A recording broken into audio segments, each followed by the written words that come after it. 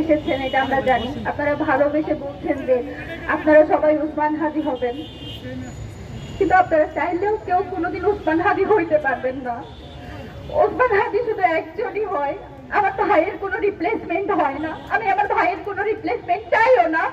আমার ভাইকে আমি শুধু ফেরত চাই এবং আমার ভাইকে আমি ফেরত আনবো।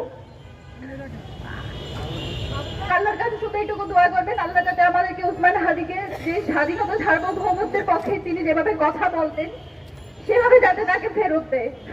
আর আপনাদের সবার উদ্দেশ্যে বলি, এখানে সকল রাজনৈতিক দল মত সবাই উপস্থিত আছেন। আপনারা গত 1 বছর ধরে আওয়ামী লীগ পালিয়ে যাওয়ার পরেও আপনারা যে কাজটা করতে পারেন নাই, আপনারা কালচারাল ফেসিজমকে অ্যাড্রেস করতে পারেন নাই। বাংলাদেশে একটা মানুষ, শুধুমাত্র একটা মানুষ পেরেছিল এবং আজকে সেটার প্রতিদান তাকে এইভাবে দিতে হচ্ছে। আপনারা যত সুশীলতা করছেন সেটার প্রতিদান আমার ভাইকে দিতে হচ্ছে। আপনারা যেভাবে মিডিয়াকে তথ্য সংগ্রহের মাধ্যমে বারবার যেভাবে নেগেটিভ উৎপাদন করছে সেইটার পক্ষে যে আপনারা সম্পত্তি উৎপাদন করছেন সেইটার প্রতিদান আমার ভাইকে দিতে হচ্ছে। আমরা কিচ্ছু বলে যাচ্ছি না। আমরা জানি মিডিয়াতে কে কে উল্লাস করেছে। গত 2 দিন আমাদের চোখে শুধু অশ্রু দেখতেছেন, আমাদের বুকের ভেতর যে পারুল সেটা আপনারা এখনো দেখেন নাই। এটা দেখার সাহসও করলেন না কেউ।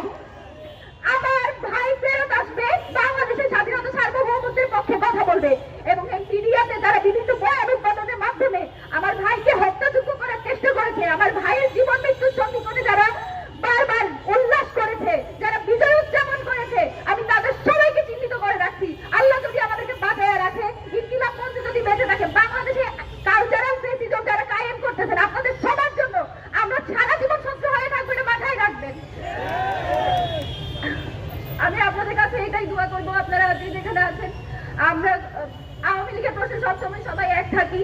আমরা এইটুকু এক্সপেক্ট করি আপনারা ভোটের রাজনীতির জন্য প্লিজ আমাদের এই সব যে কয়টা মানুষ আছে, যে কয়টা মানুষ এখনো দেশের স্বাধীনতা সার্বভৌমত্বকে টিকায় রাখার জন্য যুদ্ধ করে যাচ্ছে, সেই কয়টা মানুষকে প্লিজ আপনারা বিসর্জন দিয়ে না নিজেদের এই ঠুনকো ভোটের কারণে।